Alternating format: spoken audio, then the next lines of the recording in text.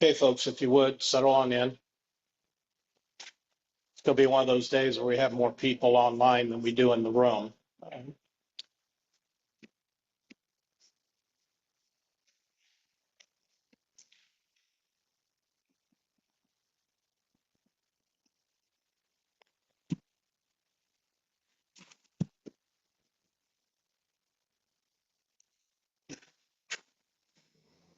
Okay, we're gavelled in, minus the gavel. My name's Rick Fernandez. I'm president of the Tampa Heights Civic Association. Thank you all for being here. We have the group here in the room, and we also have, well, many, somewhere between 10 and 15 online. So we have multiple audiences, and although the audience here is small, the topic is rather important. So I'm glad you're here. And in advance, I want to thank the speakers that are here to help us through this. Let me introduce the program very briefly. We'll be spending time this evening talking about the Tampa Comprehensive Plan. Danny Collins from the Planning Commission. He's principal planner and plan amendment coordinator, according to the title I picked up online. Danny is right here in the front row. And David Hay, H-E-Y, am I pronouncing? Okay, pronouncing that correctly. Division director, also with the Planning Commission, Comprehensive Plan and Policy Review. Just a couple of points about microphone discipline, if you'll bear with me. We do have two mics up here at the podium. This one for in the room, and then there's this little round one up here on the podium for the folks that are online. Just remember that you have two audiences. When the time comes for Q&A, if you would please note that the folks that are asking questions in the room are not amplified. So people online are not going to be able to hear them more than likely unless they have particularly good projection. So if you're at the podium and you take a question, please repeat the question, summarize it, do whatever, so the folks online at least have a clue of what we're talking about. All right. If you forget, and everybody does, I'll remind you. Some brief announcements. First of all, well, related to what we're here to talk about tonight, June 4th and June 5th, both nights. The 4th is live, the 5th is virtual at 6:30 p.m.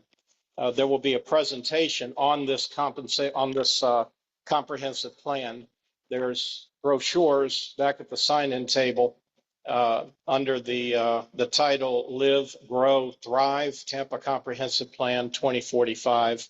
Again, that's Wednesday, June the 4th and Thursday, June the 5th, 6 p.m. Doors open, 6:30 the presentation follows, and that's going to be at the City Center for the live presentation on the 4th. That'll be at the City Center at Hanna Avenue, the East Complex. We can certainly talk about that more during the presentation tonight, but put it on your calendar. Hopefully what you hear tonight will make you more informed and put you in a better position to be able to actually contribute to the discussion. The topics that are going to be principally covered during that June 4 meeting are going to be somewhat different, as I understand it, from what we're going to be emphasizing here today. Here, we're going to be talking mostly about the land use component of the comprehensive plan with collateral discussion on other issues. The June 4 presentation and the following virtual presentation, they will, at least according to the flyer, they will be, let's see, they'll be covering topics including recreation and open space, capital improvements, solid waste, intergovernmental coordination, and definitions. And they want your input. So there you go. Big 35,000 foot view of it. We are getting a small sliver of it tonight with a little collateral on top. And certainly you're more than privileged to ask questions about anything you want, sliver or not. June the 11th, for those of you that have been following the Transportation Improvement Program process over the last decade or so, the annual TIP, the Transportation Improvement Program, public hearing will take place on June the 11th at 6 p.m. That's down at the county center. It'll be on the second floor in the main chamber. If you want to show up and give public comment, just know that you have to sign up at least 30 minutes before the meeting. You have to actually be logged in. You can log in virtually. You can do it online well in advance of the meeting. You probably could do it now if you wanted to. But again, that's June the 11th. Also on June the 11th, conflicting with that is our Civic Association board meeting. We meet here in this building in the conference room up front at 6:30. And one of the things that we're going to be talking about, I just confirmed that today, is Tampa Electric's storm protection plan. I'll make this as condensed as I can. This is the plan that, if brought to fruition, would involve undergrounding of the utility apparatus, the power lines. I spoke with a representative of TECO today. He promised that he would come to the board meeting to give us a briefing. That'll be at our next board meeting on the 11th. I might not be there because I'm going to be at the TIP hearing, at least at the beginning. But he'll be here to brief the board. Anyone that wants to come to the board meeting can certainly avail themselves of that opportunity. Those meetings are public. You can come and listen there. And he's also committed, at least penciled a calendar, to come to our August general meeting to give a full presentation on the plan, to the extent that it's been evolved by that point. If you don't know what I'm talking about, and some of you may not, this evolved as a result of some questions that were asked at our last board meeting. Some members of the board, either individually or anecdotally, were aware that folks were going around neighborhoods knocking on doors, asking about right-of-way opportunities and easements. Those were either TECO representatives or members of their contracting agencies. They're trying to get a sense for what the appetite of the neighborhood is for this type of project. It would be somewhat disruptive, at least for a short period of time, hopefully leave us with an infrastructure that is more capable of handling the big blows when they come. And it's going to evolve over a fairly significant period of time. Obviously, it isn't going to be in place for this hurricane season. But questions are starting to be asked, and there is work being done behind the scenes. So I want to make sure we're on top of it as soon as possible. This is the beginning of that. So again, keep an open eye for meeting announcements in August for the general meeting presentation. And if you want to come to the board meeting, I can assure you they're interesting, edge of your seat stuff. That's 6:30 on June the 11th here at the conference room. Other upcoming program topics. I am reaching out. I have reached out to District 7, Florida Department of Transportation, have not yet made the connection or gotten the commitment, but we hope to get the new Secretary of the Florida Department of Transportation, District 7, in to talk to us. He is well known to us because of roles that he has played with DOT now for several years, but he has recently been advanced to the Secretary position due to a retirement of David Gwynn, who was the former Secretary, has moved on to the Carolinas, as I understand it. That's Justin Hall, and hopefully he'll be here with us either June or July. I have also reached out, although they have not committed, to emergency management personnel at the county, asking them to come and give us a primer on hurricane preparation as we're moving into the hurricane season. A lot of you folks here in the room are pros at this, I'm sure, many times over. Some of you may not be, and even the pros sometimes forget some of the details.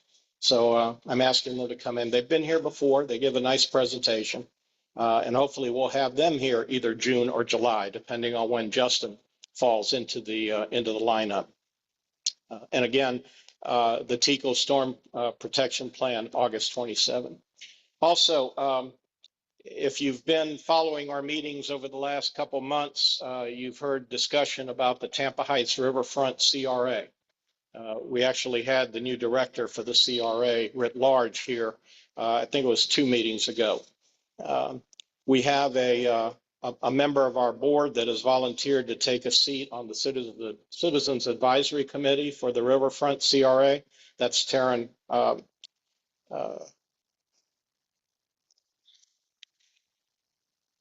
It is Terrence Sabia, yeah. I'm sorry. I know her. I couldn't read my own writing in that moment. Terrence Sabia, who is our recording secretary. And Terrence, if you're listening to me, I apologize. Um, so she will take over as our CAC representative for the Civic Association. It is a specific seat that is reserved for the association on the Citizens Advisory Committee of that CRA. Also, we've established a new committee, business committee that is chaired by Jana Davis. She was previously our second vice president, has stepped off the board and is asked to remain involved in this way. So she and Jason here have been advancing the cause on the business membership side of the house over the last couple of months. We'll have more reports on that going forward. I guess that's it for announcements. It takes us up to 7:15, which is about the time I like to kick off our actual meetings. So with that in mind, who's coming up first? Okay. Again, Danny Collins and David Hay from the Planning Commission. Gentlemen, floor is yours. Thank you. Thank you. Thank you. Hi, everybody. My name is David Hay. I'm with the Hillsborough County City County Planning Commission. This is Danny Collins. He's also a principal planner at the Planning Commission. We also have Meg, who just started last week at the Planning Commission. We really want to kick this off and say thank you. Thank you for inviting us out here. We've been kind of doing this like public kind of information roadshow for the last 2 years, trying to get input and feedback from stakeholders and citizens. So these meetings are vitally important to make sure that this process works. And so at the end, once Danny kind of goes through what's on the current proposal for the comprehensive plan update, we can open the floor to questions. But I do also want to stress, you know, it really is impactful when you write in your comments, because then it's entered into the record and it's part of that whole process. The elected officials get to see it, all that stuff. So it's vitally important. Yes, we're hearing it, but that if you feel strongly about something, write it in. We've got the website and the email addresses in the back on where to do it. So I guess I'll turn it over to Danny, and he's going to go through the changes. Thank you. Hello, everyone. My name is Danny Collins. I'm with the Planning Commission. Today, I'll be giving an update on the Tampa Comprehensive Plan update. Specifically, we'll be talking about the future land use section. So the Planning Commission is an independent consolidated planning agency. We are separate from the city of Tampa. We were established in 1959 by the Florida legislature, and we serve Tampa, Temple Terrace, Plant City, and unincorporated Hillsborough County. We are the local planning agency for all four of those governments. We are a recommending body to the local elected officials, and we coordinate growth, transportation, environment, and long-range planning for those four governments. The Planning Commission is made up of 10 voting members. All are appointed by the elected officials. There are 4 members for unincorporated Hillsborough County, 4 for the city of Tampa, and 1 each for Plant City and 1 for Temple Terrace. There are also 2 ex officio members required by state law. So we have a representative from the school board, as well as MacDill Air Force Base. So what is a comprehensive plan? It is required by the state. The comprehensive plan guides growth and development in the city of Tampa over the next 20 years. So we're planning throughout the year 2045. It governs a wide range of policy areas such as land use, housing, mobility, open space, infrastructure, and the environment. And it anticipates trends and addresses upcoming challenges. It includes policies and maps that support community decision-making, and it is adopted by the Tampa City Council. All rezonings and developments in the city should be consistent with the comprehensive plan. So the comprehensive plan is broken up into 13 sections as shown here on the slide. Over the last couple of years, we have recently updated 3 of those sections: 1 water, the environmental section, as well as the mobility section. We are currently working on the future land use section update, as well as the coastal management and the housing section. The remaining sections, we will be beginning our outreach next week, and we actually, those outreach for those items are included on one of those brochures. I'll also mention that later in my presentation as well. So what is future land use? It provides a long-term land use vision for the city. It designates land uses. So for example, residential, commercial, industrial, open space. It establishes development policies to ensure compatibility, to manage growth, and to protect the city's resources. And ultimately, it is different from zoning. It serves as a broader planning framework guiding future land use decisions. So there's been some confusion over the past few weeks on zoning, the role of zoning and the role of future land use. So I kind of wanted to share this slide with you to kind of show the difference between the two. So the future land use is included in the comprehensive plan. The comprehensive plan, again, is a long-term planning document. It has goals, objectives, and policies that implement the city's vision. Within the comprehensive plan, there is the future land use map, and on that map are future land use categories. So the future land use categories, they establish maximum density, intensity, and the uses that can be considered within those categories. The zoning is different. Zoning is included in the Land Development Code, which is a regulatory document. Within the LDC, or the Land Development Code, is the zoning map. And on that zoning map are a set of zoning districts. So zoning districts, they include a set of regular standards such as building height, lot size, and setbacks. And ultimately, the zoning district needs to be consistent with the land use. So these are two separate items. So this has been a collaborative effort with the Planning Commission and the City of Tampa. We started this journey, I believe it was back in 2022, and we're still here today, and we're like David said, we're trying to continue to get input on this project. Back in 2022, the City Council adopted a vision for the city, and that vision is shown here. And that is Tampa is an inclusive, sustainable, and resilient city where the natural environment, historic character, and a diversity of cultures enable a vibrant setting for all. So this has been a wholesale review and revision to the future land use section. We are streamlining, consolidating, and updating the language that's currently adopted today. We have consulted outside expert review who completed a future land use assessment. I believe it was back in 2023. We work closely with city staff and stakeholders and are continuing to conduct outreach at multiple phases. This is a slide kind of showing our engagement process so far. We've conducted several visioning sessions, town halls for the comprehensive plan. We've held stakeholder and community meetings. We've had interactive polls during both virtual and in-person events. We also have a project website, which I would encourage everyone to go to. That has our latest draft, all the resources and updates that we've been working on. And then we've also created an interactive map, which is we're using to help explore potential changes through this update. To date, we've had over 30 meetings, and we've had over 700 attendees. We've reached a diverse group of folks, including Tampa Homeowners Association of Neighborhoods, or FAN, the Sierra Club, YIMBY Tampa, and the West Shore Alliance. We are, again, going to have more outreach opportunities coming up.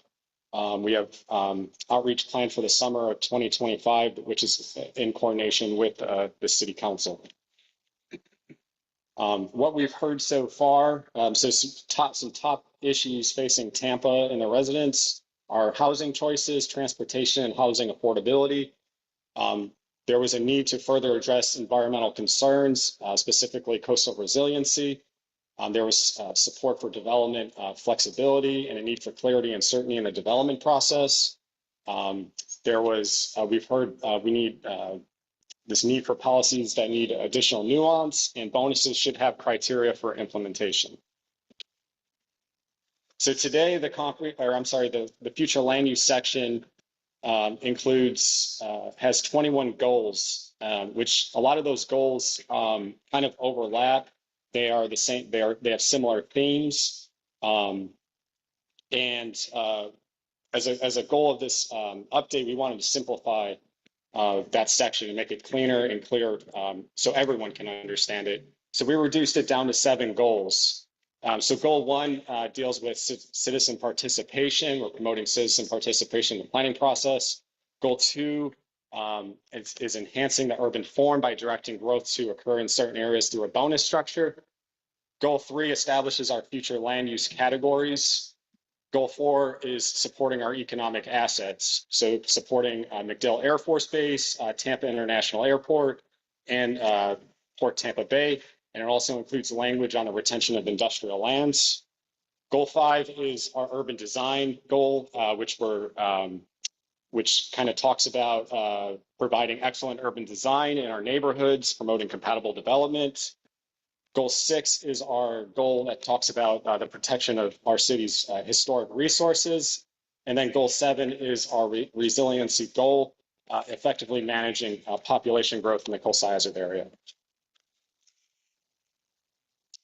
So I wanted to get started and talk about our proposed place types. We are proposing 3 place types. Through this update, we have regional activity centers, transit-ready corridors, and context-sensitive neighborhoods. We will discuss each of those in the upcoming slides. We are also proposing a new bonus structure to incentivize a higher density intensity development within our regional activity centers, and also a mid-tier bonus within the transit-ready corridors. There are also 2 new bonuses proposed, one for affordable housing and one for the green development. And we're also retaining the Seminole Heights node bonus, which came out of the Seminole Heights Vision Plan back in 2009, and the CBD periphery bonus, which was established under the 1989 Comprehensive Plan. So again, here are our 3 proposed place types: regional activity centers, transit-ready corridors, and context-sensitive neighborhoods. So regional activity centers, these include the Central Business District and the CBD periphery. It includes the West Shore Business District, the Fowler Avenue Vision Area, and transit supportive development areas. So these are areas planned to support the highest concentration of housing. They have, a lot of these areas have receive existing funding that can support infrastructure that can accommodate additional growth. These centers also are proposed to have targeted bonuses and incentives to meet the needs of each regional activity center. Next, we have the transit-ready corridors. So these are major roadways designed to support existing and future transit. These are envisioned to connect neighborhoods to regional activity centers. They provide a mix of housing, commercial services, and amenities that support the surrounding neighborhoods. And they encourage transit supportive densities along these corridors. So just some notable TRCs that are specific within the Tampa Heights area are North Florida Avenue, West Columbus Drive, and MLK. And then finally, our context-sensitive neighborhoods. These are primarily residential neighborhoods experiencing growth and development pressures. These areas require thoughtful planning to ensure infill and redevelopment align with the community character. And I do want to note that Tampa Heights is a proposed context-sensitive neighborhood. We recognize the challenges associated with infill development in Tampa Heights. Tampa Heights has some historically single-family detached areas within it. And also there are higher land use categories within the area. So this area needs extra attention, and the development should ultimately complement the neighborhood's architecture, size, and scale. So here are all our place types mapped on a map. So again, our regional activity centers, we have the Central Business District in the periphery. We have transit supportive development areas, which is areas that have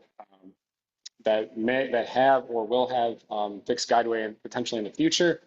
We have the West Shore Business District, and then we have the Fowler Avenue Vision Area up by the university. Next, we have our transit-ready corridors, which are these denoted by these the blue here on the map. And then we have our context-sensitive neighborhoods, which is this pink color shown on the map.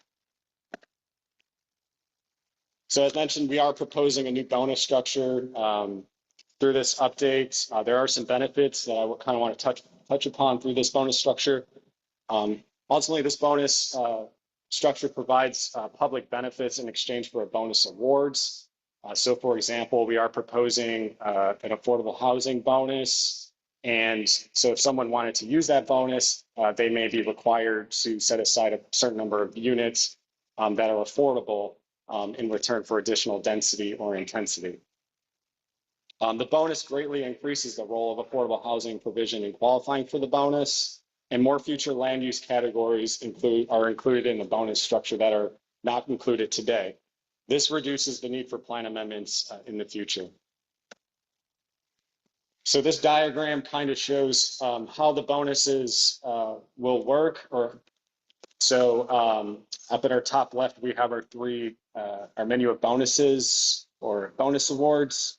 I'm sorry, public benefits, I would say. So we have our affordable housing bonus, we have our transit bonus, and then we have our green development bonus. So these bonuses could be stacked up to a fluke category bonus ceiling. So this is the ceiling that the bonuses cannot exceed. We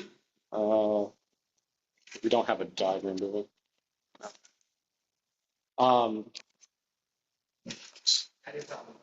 Yeah, it's on our website. So as you can see, Project A is using just the affordable housing bonus to go to the bonus ceiling. Project B is doing a combination of the transit and green development bonus, going about halfway up to the bonus ceiling.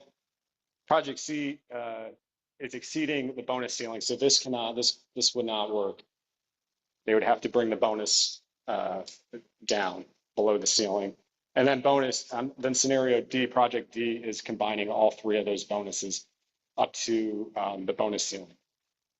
This line here is the fluke category maximum. So any development below this would not require a bonus. We are also refreshing our future land use categories. I think the community mixed use 35 is a good example of how we're doing that. So today, under the community mixed use 35 designation, you can be considered up to 30 dwelling units without a bonus. And then if you wanted to apply for a bonus, you can get up to 35 dwelling units. As proposed, there is no bonus opportunity within the coastal high hazard area. So you cannot exceed 30 dwelling units per acre if you're in the coastal high hazard area. If you're outside the coastal high hazard area, you could be considered up to 35 dwelling units without a bonus, with the potential to go up to 70 dwelling units per acre. And that is if you're providing that public benefits through that. We'll answer questions after. We are also promoting neighborhood mixed use through this update. So today there are 3 neighborhood mixed use categories: the neighborhood mixed use 35, neighborhood mixed use 24, and the neighborhood mixed use 16. Those categories are limited to certain areas throughout the city. So they're limited, for example, in urban villages. Other areas that are not within those areas cannot be, these categories cannot be applied to those areas. So as a way to kind of promote more neighborhood mixed use, this was something that came out of our engagement, was to allow the consideration of this neighborhood mixed use future land use designation in appropriate areas citywide. Additionally, we're continuing to promote, or we want to promote neighborhood serving commercial uses throughout the city. So these are small offices that serve the neighborhood. These might be small cafes. Those are types of uses that are, that are neighborhood serving. So we expanded the locational criteria, for example, in the residential intent, to include sites that front that have frontage along two collectors or along a collector in an arterial roadway. So these are busy intersections where maybe that neighborhood commercial would be appropriate. And again, this would likely require a rezoning to do so. We did receive some community input on housing through our outreach that occurred. I think it was back in 2022 and 2023. Respondents ranked missing middle housing, such as townhomes and duplexes, as the most needed housing types in Tampa. This was came out of our future land use assessment report. We also held stakeholder listening sessions, which revealed broad support for a range of housing types along corridors and within neighborhoods. So taking that into consideration, we're proposing language through this update that clarifies existing language around single-family attached housing in the residential 10 designation. And we're establishing criteria for the location of single-family attached housing in the residential 10. So just for context, today in the residential 10 designation, a site, if you're designated residential 10, you can be considered for limited townhomes and duplexes in limited areas. And this is a snippet from our adopted comprehensive plan, which shows that. However, the plan does not specify those exact locations and it does not define the word limited. So it generally encourages locating them at the periphery of established single-family neighborhoods, which we've interpreted as being typically on the edges of neighborhoods, so like maybe on a collector or arterial roadway, maybe adjacent to an existing like a non-residential zoning. Those are areas that we've over the years have interpreted as being at the edge of a single-family neighborhood. Neighborhood you're talking about, but you're saying into the existing neighborhoods, and most of these folks here, I guess, are probably guessing maybe 100 feet. It's an 8th of a mile, 660 feet. That's 13 houses into your neighborhood. Yeah, so I think Stephanie's report, I'm sorry, and I'm getting to the next slide on that actually. Let me go over the slide and then I'll answer that question.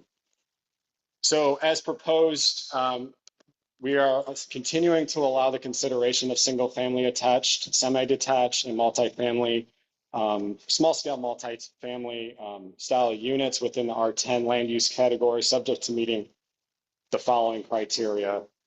The one criteria is if it has frontage along a collector or a higher classified roadway, such as an arterial. If it's adjacent to a parcel with a higher density intensity future land use category, or if it's located within a TRC boundary.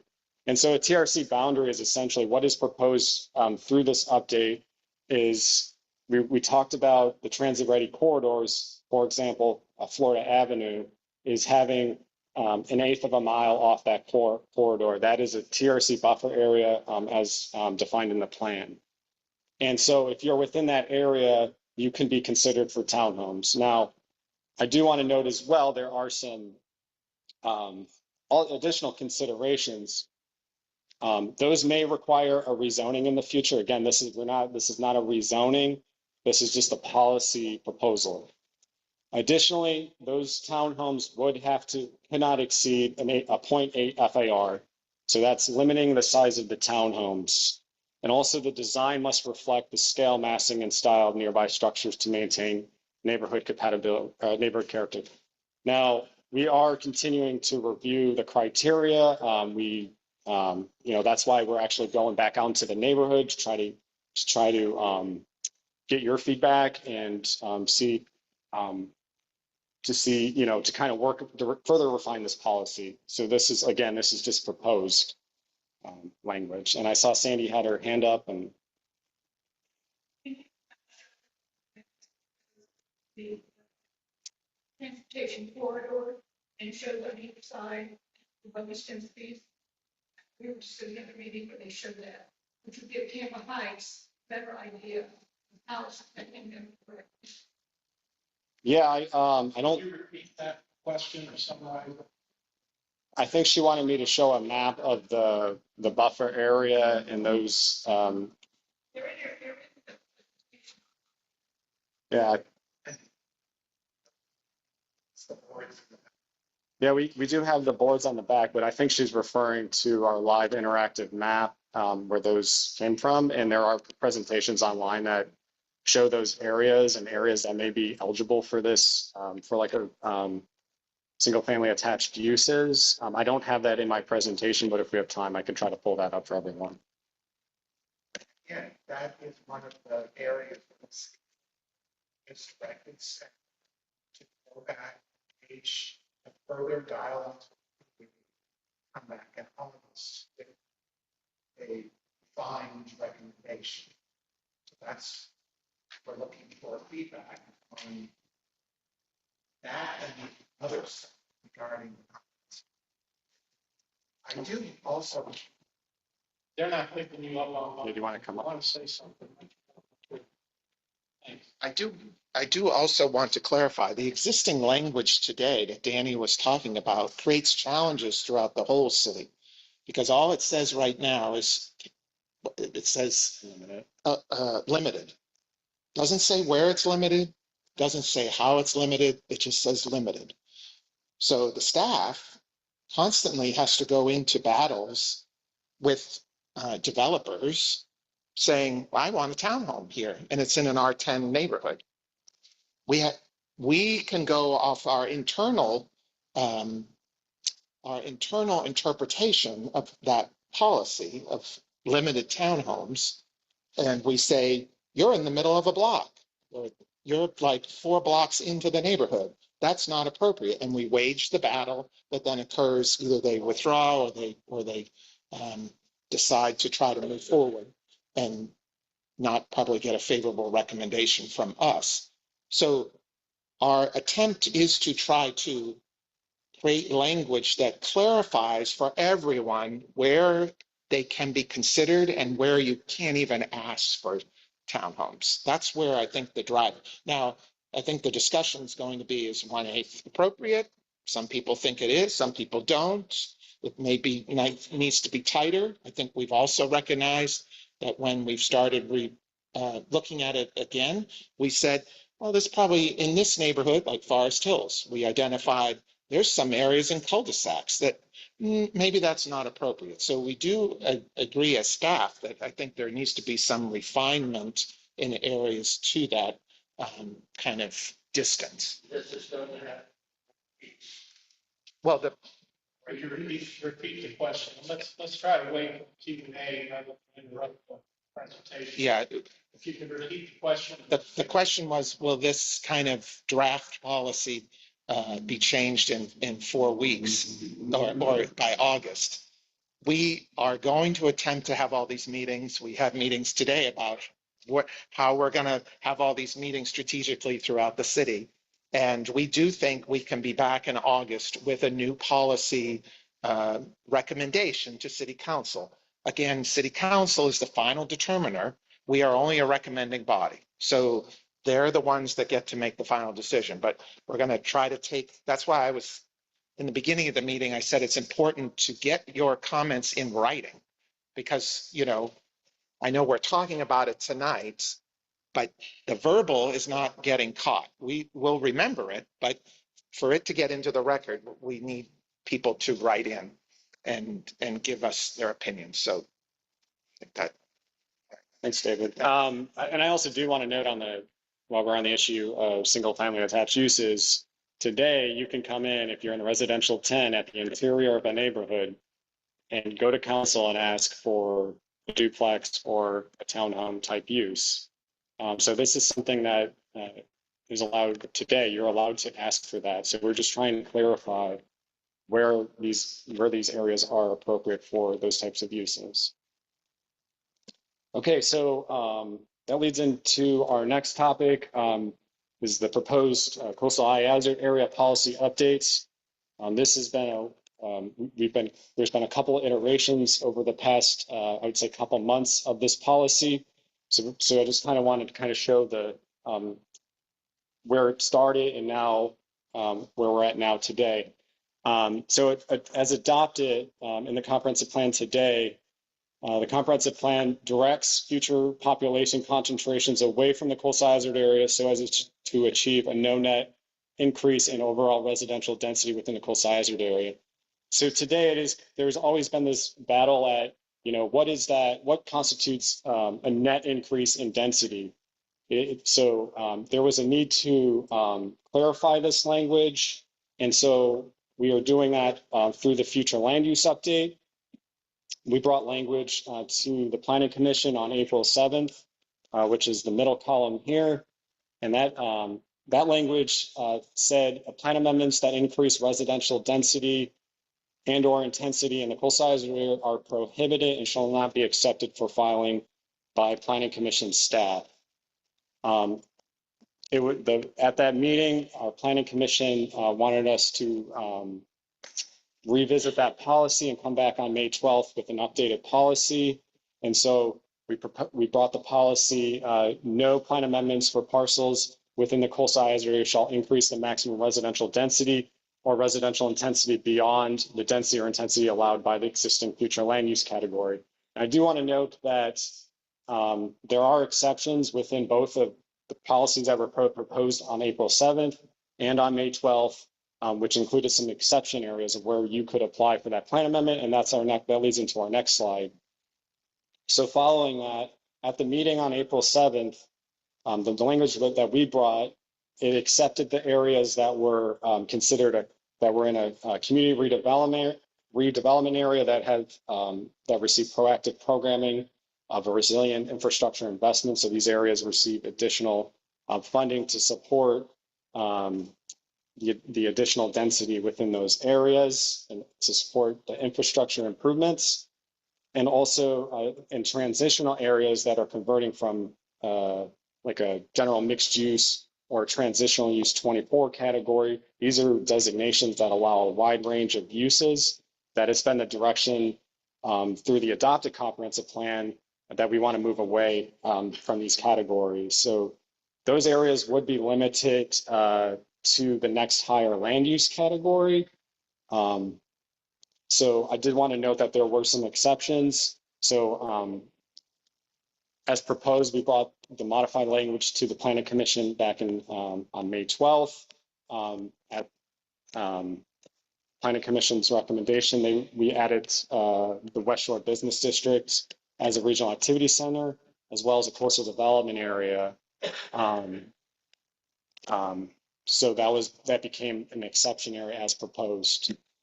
And then following the May 12th hearing, the Planning Commission recommended that we add the Rocky Points within the West Shore Business District as a coastal development area as well. And so these scenarios were presented to council on May 22nd. Again, we are fine tuning this language. We're still working on it. We are out in the community.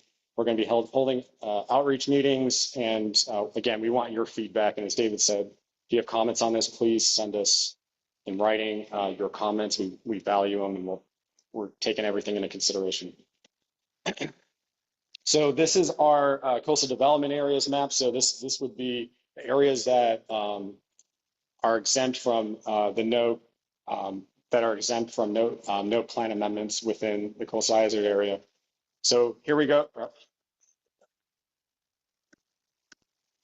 So the yellow here on the map represents the coastal high hazard area. This is an area that's determined by the state.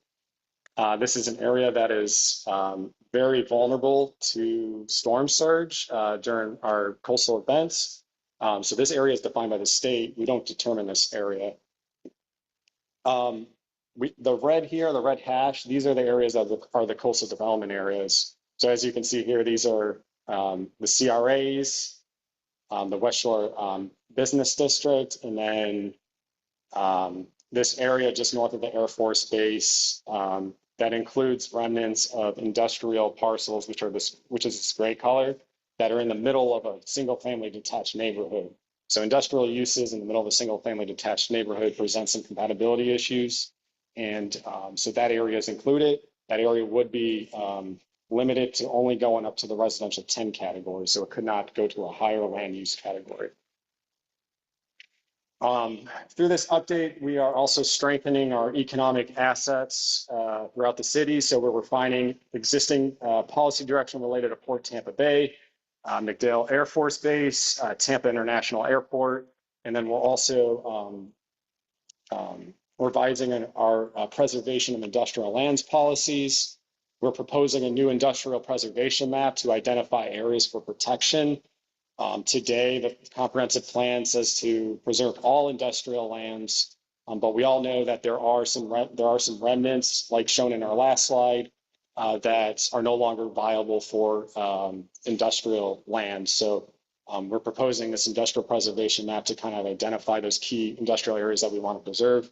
And then we're also proposing a clear criteria to identify future industrial areas suitable for preservation or expansion in the future.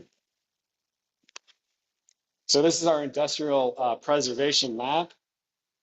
So the dark gray here, these are heavy industrial lands. And then the light gray are light industrial lands. These are areas that are proposed for preservation throughout the city. So those areas include the Port Activity Center. This area, Port Tampa City down is also part of the Port Activity Center. So this area is proposed on the industrial preservation map, and then this area up by it's Drew Park up by the airport as well is proposed for preservation. And finally, we're enhancing the city's historic preservation policies in the plan. So we're refining existing language for clarity and existing policies related to historic preservation for clarity. So we're kind of refining those policies. We're removing redundancies in the existing language. There's a lot of overlap in the existing plan that pretty much kind of says the same thing.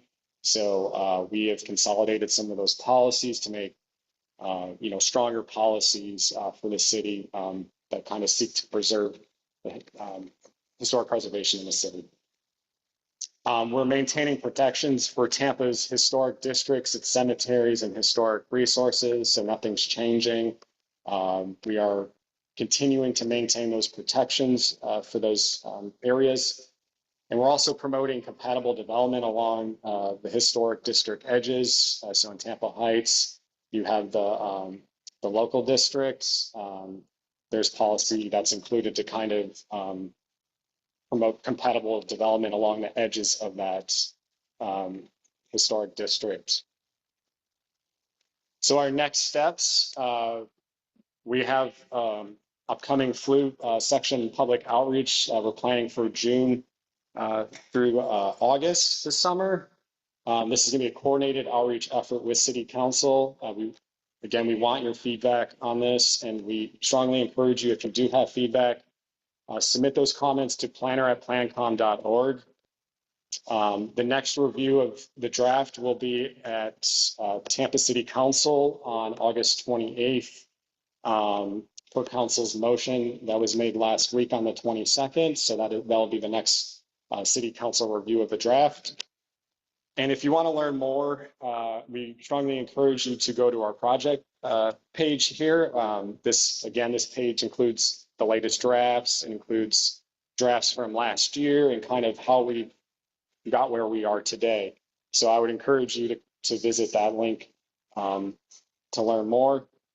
Also, we want you to stay updated as we move through this process of updating the section, and strongly encourage you to sign up for to receive emails on project updates, and we will be promoting our outreach that's up and coming, any draft releases. So if you want to sign up for our email list, we strongly encourage you to do so.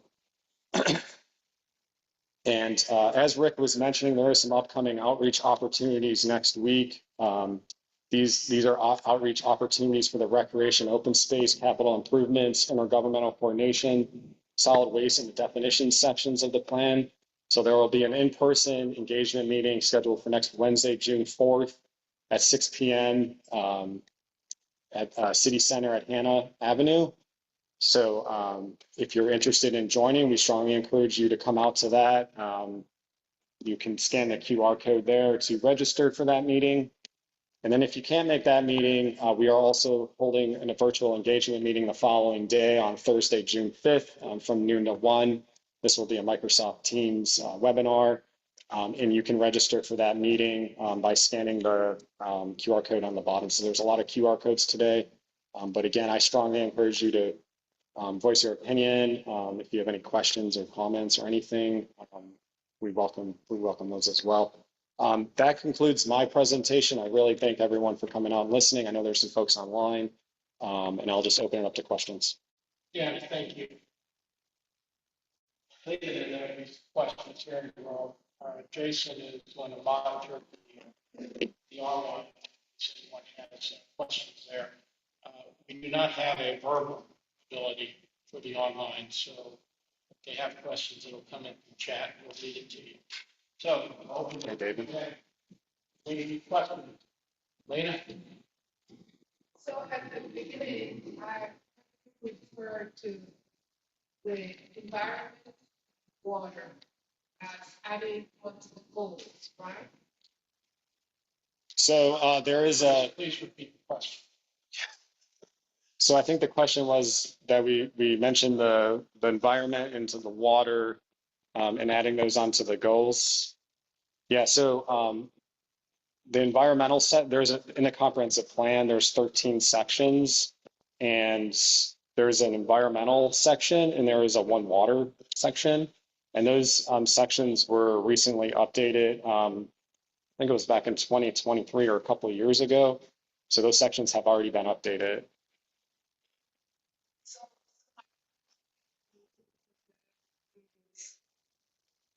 as the storm patterns change, we get more flooding.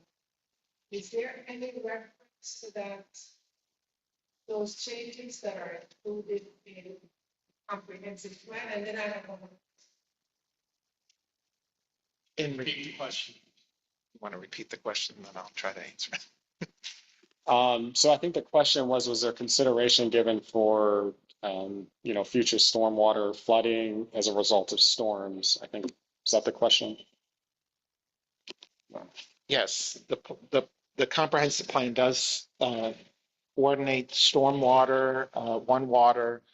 It's all dealt with. That, again, it's reviewed more on a site-by-site basis.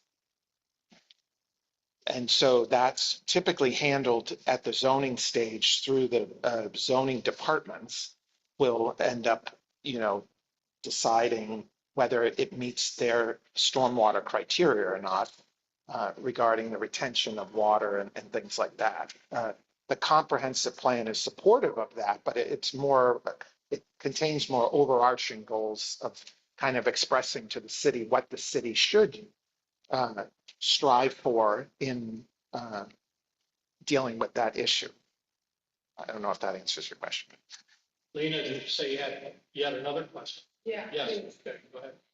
So in Tampa Heights, unlike some of the other areas, we have Florida Avenue, we have Tampa Street, and those are transportation corridors.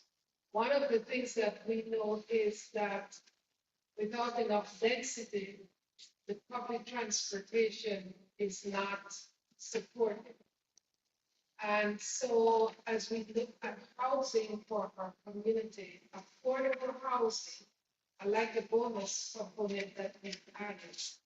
But I think for us, we accept that more density helps us get people who have lesser income to be able to stay in our community and move around.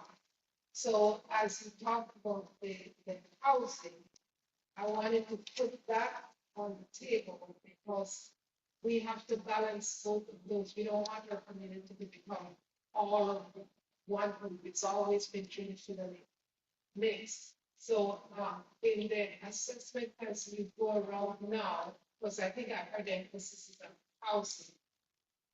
How do we get to include that part from Tampa Heights perspective, as opposed to maybe other neighborhoods don't want density, don't want, higher, more high. I had no idea how to summarize that, so give it your best shot. You want to, I think, Yeah, I think she was getting at basically that some areas of the city want the additional density, especially along the transit corridors, and some of the other cities might not want those. I think that's kind of what we've taken into consideration through this section update. Again, when we did our outreach a couple years ago, one of the major comments was we need a variety of housing types that support all income levels. And that's what we're hoping to do through this update is provide more housing options that can support all income levels. We are the transit bonus. That's why we've kind of we have that transit bonus that is we're trying to promote transit supportive densities along the corridors that will hopefully be able to support transit in the future. And so that's why we're kind of focusing them around those corridors. We're going out to we're going out to as many, we're trying to reach as many people throughout the city as we can throughout, and I know there's preferences in different neighborhoods. So we're just trying to get feedback, and trying to create a balanced plan that all this neighborhoods can support. So I would also add again, make sure Tampa Heights is heard, and these are written in comments that, because, we recognize that it can't be a one-all, fix for the whole city, that there's going to have to be nuances. And that's what City Council expressed last week, that I think to staff, that we have to regroup, kind of strategize and go, New Tampa is not Tampa Heights, and South Tampa is not West Tampa, and maybe get to a point where there's some different criteria in different areas reflecting what that community wants, for their particular area. So, Matt, I think you're here. Thank you. Thank you for coming up and doing this. Yeah. Another question is kind of related to what David was talking about and what we were talking about earlier, which is 600 feet. Well, Tampa Heights, based on our desire to have transportation, a human being can cover basically 1,300 feet in 5-minute walk, right? So is there any flexibility to be given for areas like Tampa Heights that have more sort of walking pattern, these transporting areas, or maybe 1,300 feet is appropriate here, while down by the base or down the saw, it's not appropriate because they were never sort of designed that to go the 50s, but it wasn't like that. So with the flexibility, you can say, okay, in this area, historically it was not appropriate. Tampa Heights, based on the goals of this community, 1,300 feet might be appropriate, while 200 feet might be appropriate down south. Is there any talk of anything such as that to the conflict? yeah, I think that, again, that's to sum up the question. Oh. I think Matt was getting at is, some areas of the city may want, rather than a 600 feet, they may want 1,300 feet buffer area for bonus, while other areas down by the base may not want that buffer bonus at all. That's something we're again going out to the neighborhoods, and we're trying to create this criteria that that it kind of addresses that. One thing I did want to note, though, that is unique to Tampa Heights is there is the CBD periphery bonus. It goes, it allows up to 100% above the food category maximums if you're, I think it's just south of Palm. So if you're south of Palm and you're in the residential 35, you can even go up to the residential, or you can go up to 70 dwellings per acre. So there is an existing bonus today that is actually the largest bonus in the city today. So that is a bonus we're retaining. But yeah, we are kind of trying to, we're trying to go out and trying to get feedback, and It will really depend on the feedback that we get over the next 2 months, I think, to try to determine where it may be expanded, where it may be contracted, where it may go away, or it may be added. So And that's what my fear is, that input on 200 feet might not be appropriate in Tampa Heights. So like siloing that feedback to where you're talking about, right? Because that was the difference between these. I, That's the only thing I said, the feedback is, she could fade down there and say, oh, the neighborhood is going 300 feet. Right? And we're like, well, you're not us, so you love me, but we're not, what's the shoe line? And we've never said. Right. Right. Right. Wants the same thing. So that's the only thing I've wanted, like, probably make sure that process takes into consideration. That feedback is given. My other question is, my fear is storms that quadplex, eightplexes, tenplexes that are legal non-conforming, if they get taken away in the storm or substantial damage, those are historically accurate for our area. Is there any thought of saying, looking at legal non-conforming in a neighborhood to make a case for what is appropriate? Basically, looking back at the last 100 years that were built, it might not match. There's a bond house across my house for our tenant. That would get that up or down, they've never been built that again, right? So Right. we would lose 2 extra units because it's legal non-conforming. But that also is historically accurate for our neighborhood. We haven't cut it out for all of this. So when looking at this linguistically, is there any way to take into consideration of legal non-conforming and how the neighborhood actually is versus how it looks like map is not right? Summary? So I think the question was, Considering legal non-conforming, taking on the basis for. yeah, so if there's a lot that's legally non-conforming, for example, it is a quadplex, maybe in the R10 that exceeds its density, but that's been there for, I don't know, 150 years or so. And if a storm comes and destroys that house, is there consideration being made to allow that to be rebuilt as it was prior to the storm event? And I think that's more of like an LDC. yeah, that's, well, there's a couple of things going on. That's probably more an LDC of how the city legally recognizes through a zoning what's on that site. So I know like the comp plan, it will say that site is Res 10, right? And it's over its density. There is not currently a tool that automatically recognizes it. It doesn't exist. So yes, if it burned down, it would need to be replaced with conforming to the zoning that they have. You know, I do think there are areas where the plan has recognized through the land use, particular, like there's Res 20, there's Res 35, I think in Tampa Heights. So there are areas that have been recognized, but I do think it falls back to the LDC, and that because I believe the city's position is like, well, you have to conform to what the zoning is. I think the fear too is, where's the cutoff date? I know we dealt with one in Hyde Park where it was an apartment building that dated back to the 1930s. But the neighborhood was like, no, our neighborhood came in 1920. So it's not old enough. So there's always, where is that cutoff? Is someone gonna subdivide their house up like 10 years ago and just kind of did it in the middle of the night and now wants to be recognized? So you have to kind of draw the line at some point. And I know the city right now typically goes back to about the 1950s because that's when zoning came around. So if you can prove that, typically it's looked on more favorably if it's prior to in the 50s, that you can prove. It's hard to prove though. That's the problem, because the city typically wants, well, find a Pope directory or a bill from 1950. How many people have that? But it's the other way.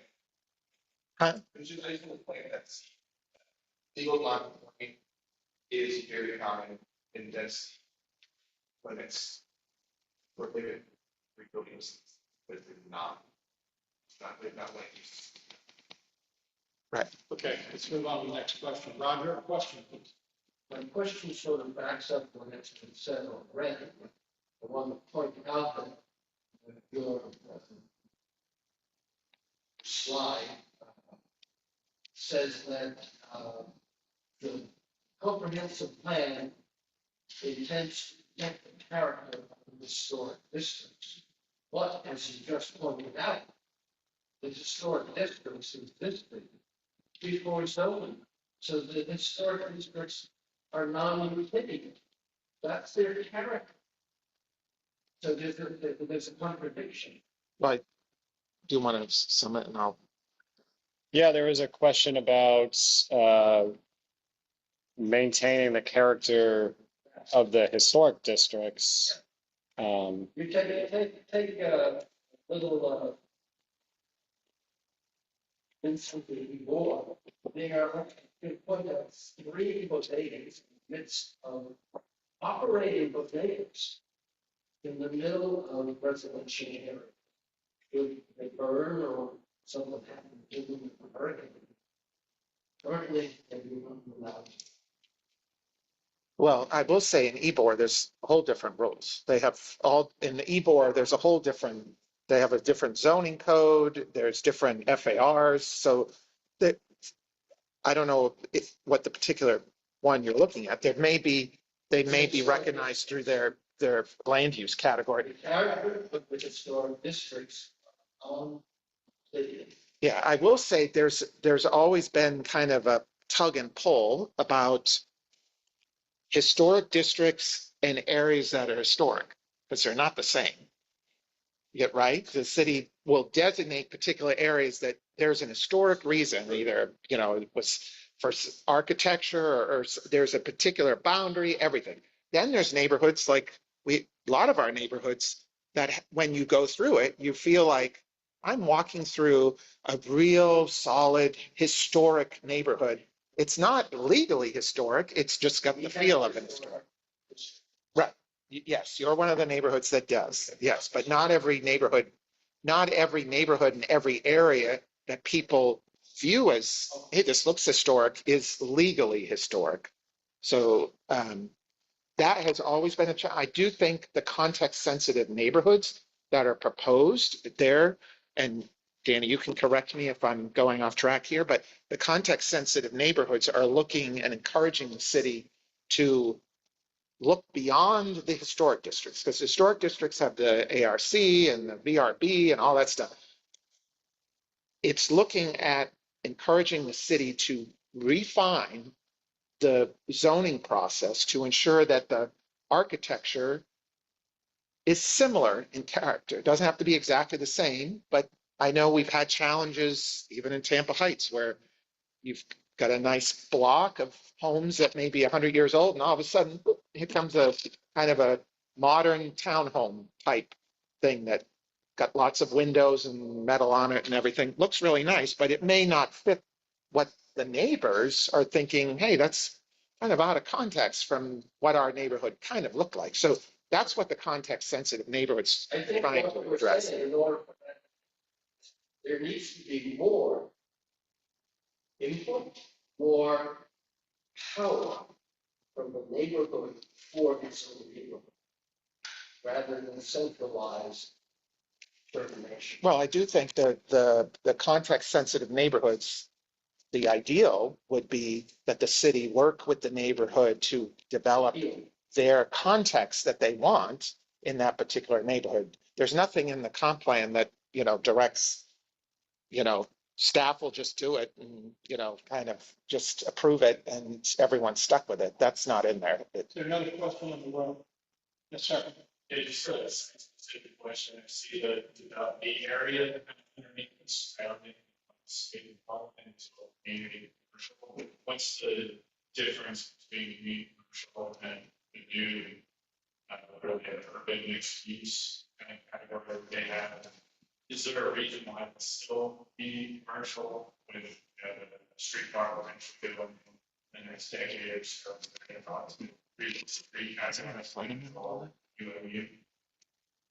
Yeah, I know. Okay, thank you. So the question was regarding the land use just south of the YMCA site. There's a portion that is designated as community mixed use 35. I know there was a Commercial. right. Was it commercial 35? Community commercial. And he was asking if there's a reason why it's still designated community commercial 35. That there was, and I'm not sure if this is the site or not, but there was a plan amendment was it last year? I think it was approved. That changed that area to the urban mixed use 60. So the community commercial 35 allows like medium density intensity mixed use development up to a 2.0 FAR, whereas the UMU 60 allows, higher intensity up to 60 dwellings per acre up to a 3.25 FAR. So I'm not sure if that's the site that was amended recently. However, I don't think that map reflects that Yeah. recent change. that map might not reflect it. But Changing that whole area. well, there's some, if it's on Franklin Street, so there's some historic issues regarding that street. It is also, I believe, in the downtown periphery bonus, south of Palm. So it could, whatever land use category right now, it could double under the existing bonus that's there. The idea too, of kind of what we're proposing through this bonus, you can just, if you're a developer and you want to change that site from CC 35 to UMU 60, you would ask for a plan amendment and not have to provide any public amenity to the city through the proposed bonus structure. Instead of doing a plan amendment, you can speed up the process, propose a bonus, and get that density and intensity you need, but also the city's getting something in return for that. So that's kind of like how, the idea of the bonus. Do you want to get that question online? You wanna, Or there's, Before we go to the online question. Somebody in the room, somebody that has. Yes, sir. Yes, I'm concerned with the increased congestion and traffic. I'm sitting in my neighborhood. And the roads are now going from 4 lanes down to 2 lanes. And you mentioned transit corridors. Can you define what a transit? so he's asking if we can define what a transit-ready corridor is. This is defined in our draft under land use goal 2. Essentially, transit-ready corridors are those corridors that are envisioned to support that may have either current transit or may have transit in the future. These are corridors that today may be considered a transit emphasis corridor in the adopted plan. So like Florida Avenue is one, Columbus. So these are areas that are kind of envisioned to have transit or transit in the future, essentially. Is that, by that definition, does that mean like Florida Avenue is 3 lanes now, so it's like we can kind of do very quickly? Are you envisioning that that's going to go down to 2 lanes or 1 lane? let's want to sum that up and then I'll answer it. About that. Are we envisioning Florida Avenue going from 3 lanes to 2 lanes, I think was the question. It's pretty close. Okay. Yeah. A lot of that is determined, I think Florida Avenue is a state road. So you have to deal with the state on that, the planning commission, the TPO, we don't have that much control over the state. The state likes to give direction downward a little. So yeah, I don't envision the state widening that road just because it's cost prohibitive, probably. Okay, there was a question online. Yeah, I have several questions and a few comments that came in online. So I'll try to summarize these the best I can. where is the form that was mentioned? I'm not sure if are we talking about the city farm or is it the Where are you reading that? Where are you reading that? top one? It says, what is the form that was mentioned? Let's see. My question is about the need for city council approval. No, the top one. I didn't even, where's the form that was mentioned? Yeah. There were, I don't know I think you might be referring to the brochures that went out. If you scan the QR codes here on our slides, these are essentially the brochures with the information on them. So I'll leave these up for you to kind of scan those. And I gave Rick some copies as well. I don't know if you can hand those out. At the back of the end of the table. And if you go to planhillsborough.org, that will get you, it's got all of our information on it and about this project and other projects that we're working on. So Another question online? yeah. Yeah, there was another one. This is regarding city council's approvals and the affordable housing bonus. So we're still, ultimately, this sets out the framework for the, oh, sorry, David. So ultimately we're setting out the bonuses, and then ultimately that's going to be implemented through the land development code in the future when that, they're in the process, the city's actually in the process of updating the land development code. So the implementation of the affordable housing bonuses and city council's role will be further outlined in the land development code. Well, and I will add too, this person is asking about, I heard something about city council needing to still approve affordable housing, something, maybe it was the bonuses. I want to ask if they know what I'm talking about and could expound on what the city council will still have power to approve. Nothing in this plan removes any authority by Tampa City Council. They have to approve anything. We're only a recommending body. They have to approve this plan.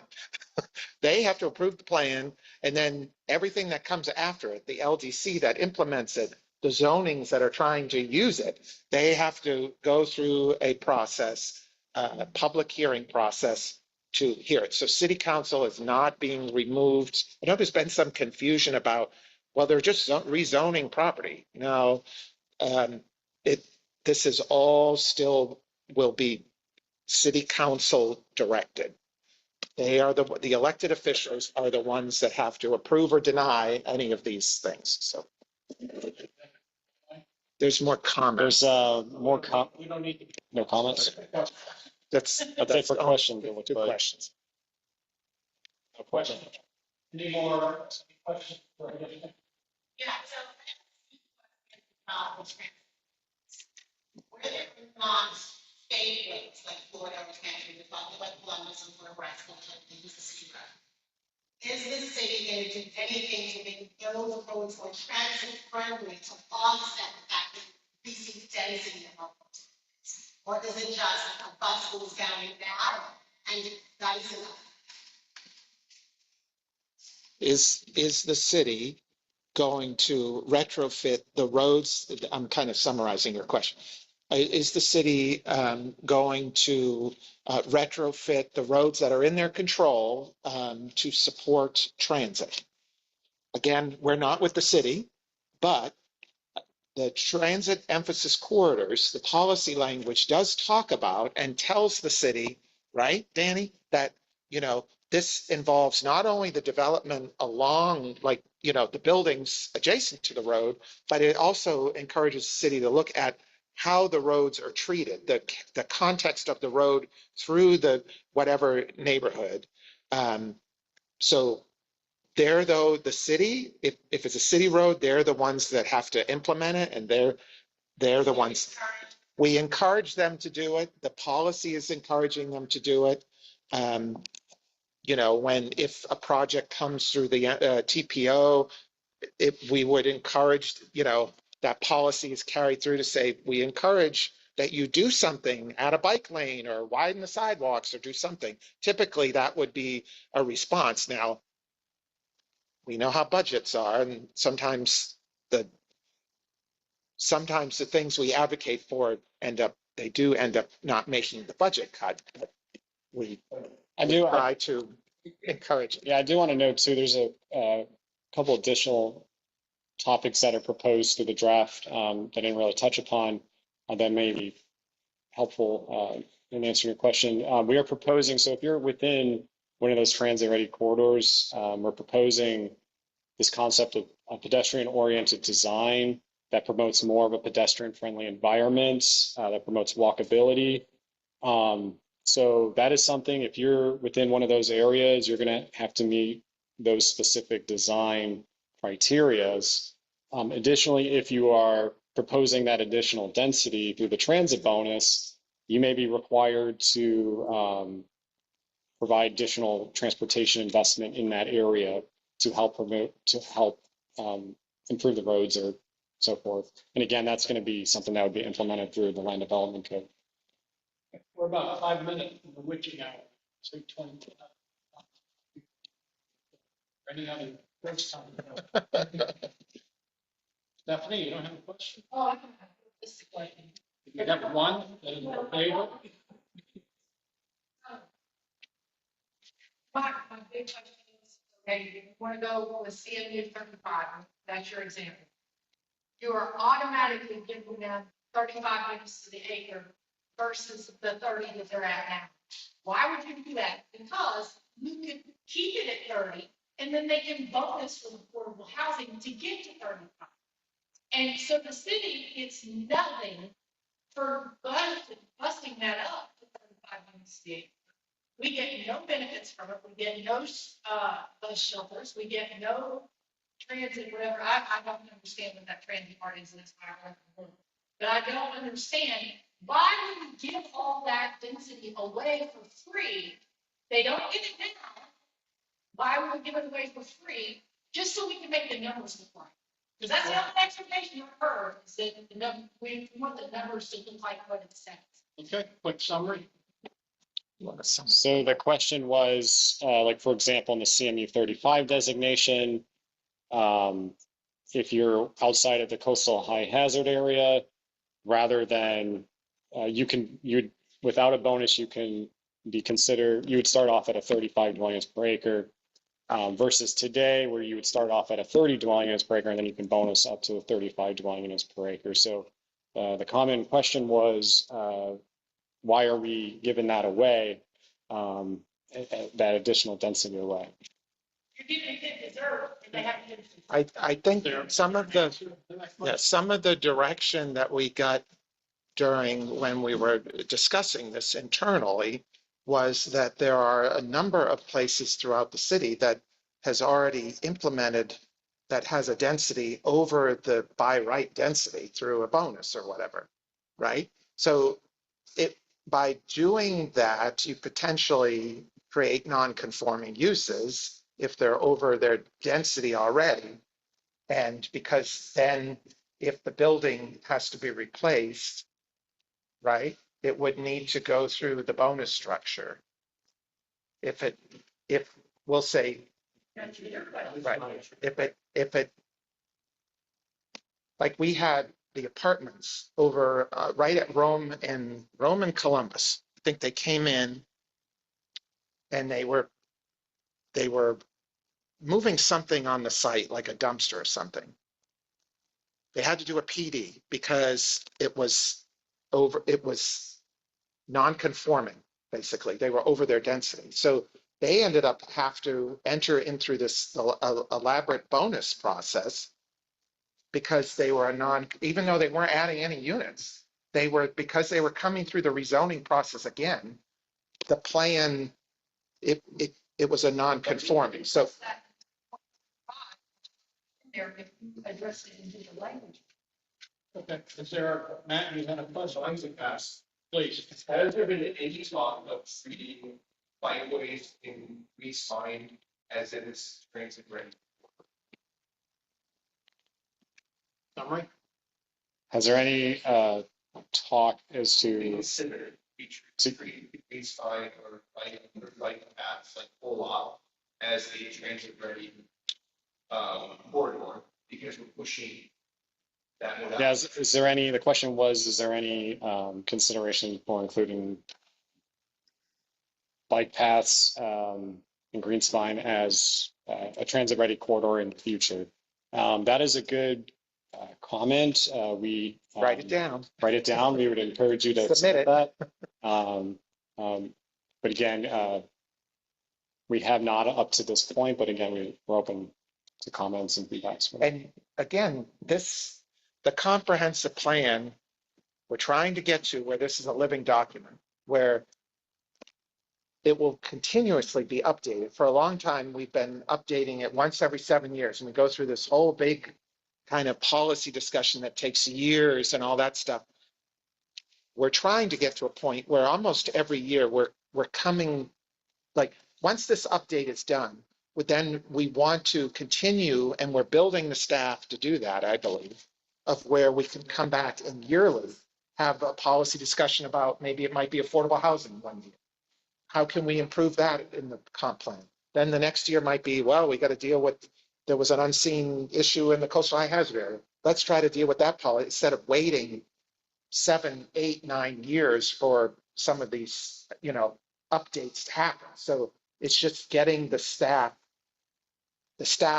because these take, as you can see, take a very long time, and usually no one's in agreement with anything.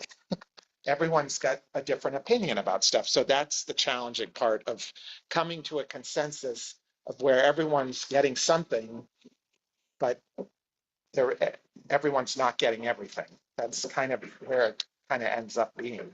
And then city council gets the hard job of approving it or not approving it, starting over again, doing whatever they want to do. So, Okay, guys, thank you very much. thank you. That's fine. It's not evidence. There were a lot of comments made online and here in the room. So remember, what was said before, these things mean a lot more if they're actually memorialized and put in the record. We went through this same process with DOT, going to public hearings and putting things in the log. It's important that it get written down. So go online, include your comments.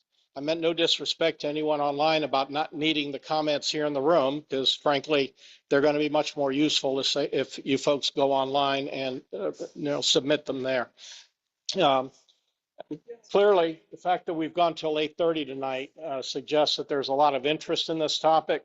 And speaking for myself, I don't know what I don't know right now. This is frankly, from 35,000 feet up, this is pretty confusing. And trying to figure out how it affects us specifically here in Tampa Heights, I think it's critical. And I don't really have my arms around that either. So hopefully going to these various meetings and continuing the discussion with you will help. To my knowledge, this has not happened at one of our meetings before. Maybe something happened and I missed it.